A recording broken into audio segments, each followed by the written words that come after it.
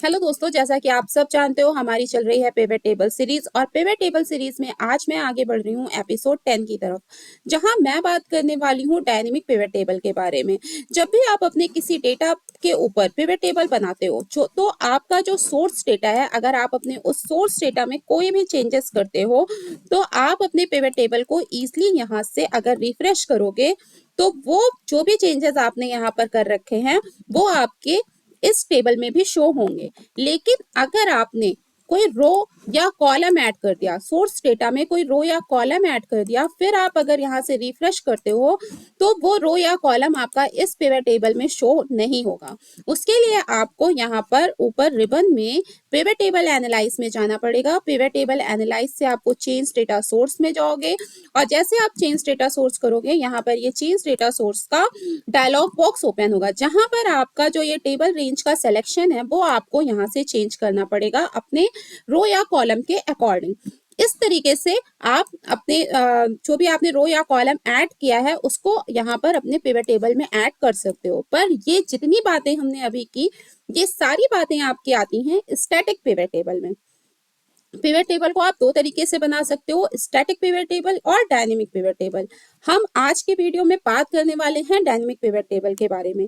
चलिए, के लिए हमारे पास पहले जो ये डेटा है, इस डेटा पर हम क्या करते हैं, पिवट टेबल इंसर्ट करते हैं।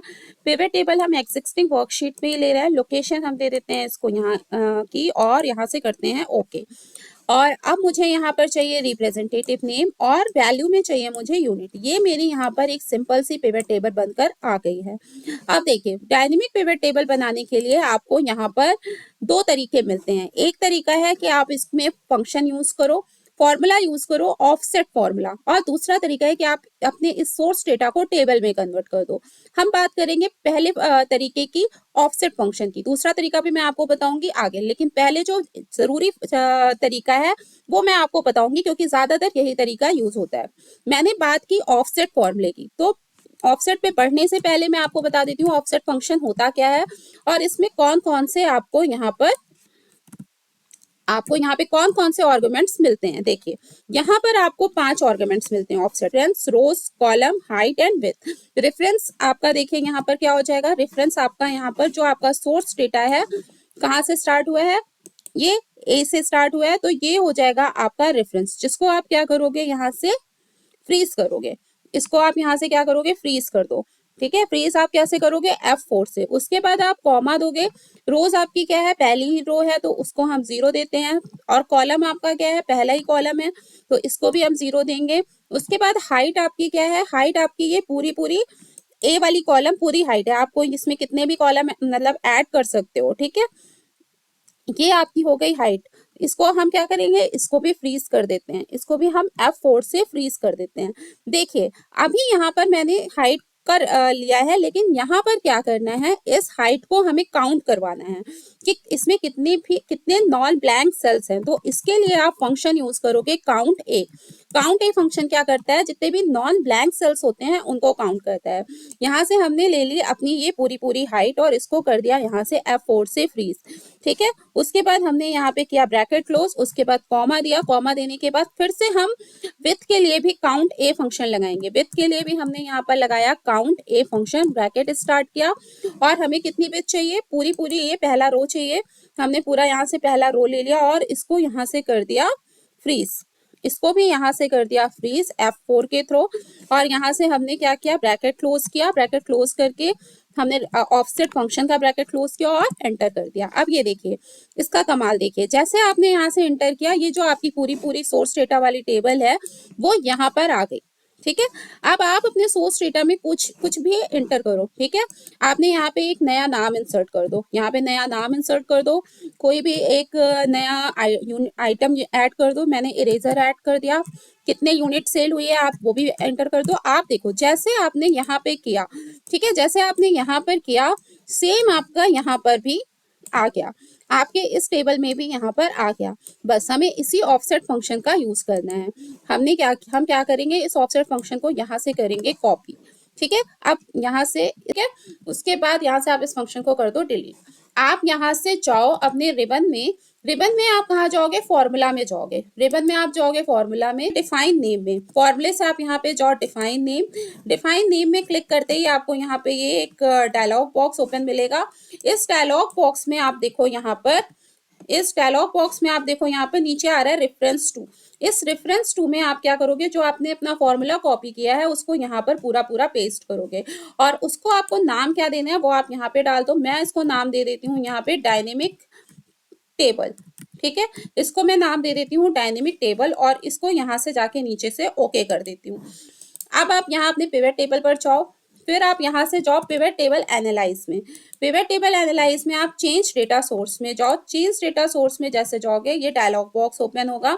इस डायलॉग बॉक्स में ये जो आपका टेबल रेंज आ रहा है यहाँ पर आप डाल दो डायनेमिक टेबल। जो आपने वहां पे नाम दे रखा है वो यहाँ पर डाल दो डायनेमिक टेबल। ठीक है, अभी यहाँ से आप इसको कर दो ओके। ठीक है, यहाँ से अब आप इसको ओके कर दो। अब आप यहाँ पर क्या करो, अभी देखिए मैंने यहाँ पे राम ऐड किया था, ये यहाँ पे जैसे आपने डायनेमिक चेंज किया यहाँ पे राम आ गया। आप यहाँ से कोई कॉलम इंसर्ट कर लो। यहाँ पे कॉलम इंसर्ट कर देते हैं, यहाँ पर यूनिट कॉस्ट ऐड कर देते हैं। ठीक है, यूनिट कॉस्ट ऐड करते हैं यहाँ पर। अब आप देखो जैसे आप यहाँ यूनिट कॉस्ट ऐड करोगे, आपका जो ये फील्ड आ रहा था पिवट फील्ड, आप एक बार इसको रिफ्रेश करो अपनी पिवट टेबल को। अब आप देखो यहाँ पर आपकी जो ये पिवट फील्ड है यहाँ पर यूनिट कॉस्ट ऐड होकर आ गया।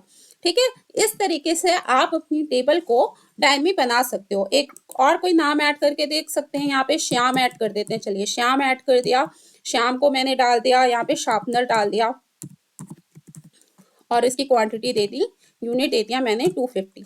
अब एक बार फिर से आप अपनी इस टेबल को रिफ्रेश करिए यहाँ से अपनी टेबल को। अब आप देखिए यहाँ पर आपका जो रिप्रेजेंटेटिव नेम श्याम है वो भी यहाँ पर इंसर्ट होकर आ गया। ठीक है, ये देखिए रिप्रेजेंटेटिव नेम श्याम यहाँ पर आ गया। इस तरीके से आप अपनी टेबल को डायनेमिक बना सकते हो। अब बात करते हैं दूसरे तरीके की। दूसरे तरीके में आप क्या करोगे, पहले तो यहाँ पे हम अपनी पिवट टेबल इंसर्ट कर लेते हैं एक्सिस्टिंग वर्कशीट में। यहाँ पर गए आप, लोकेशन आपने ले लिया, ये यहाँ से ओके किया, और यहाँ से हमने ले लिया रिप्रेजेंटेटिव नेम, और यहाँ से हमने ले लिया यूनिट।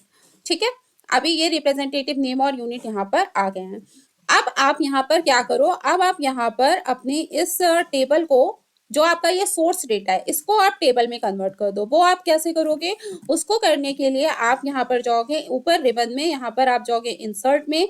इंसर्ट से आप देखो यहाँ पर आपको 3 ऑप्शन मिलते हैं, एक पिवट टेबल का, एक रिकमेंडेड पिवट टेबल का, एक टेबल का। आप टेबल पे क्लिक करो। जैसे आप टेबल पे क्लिक करोगे, जो आपका ये सोर्स डेटा है यहाँ पे वो देखिए सिलेक्शन पूछ रहा है। ठीक है, इसने यहाँ पे ऑटोमेटिक सिलेक्शन ले लिया। आप इसको यहाँ से ओके करो। ओके करते ही आपका जो ये सोर्स डेटा है ये टेबल फॉर्म में कन्वर्ट हो जाएगा।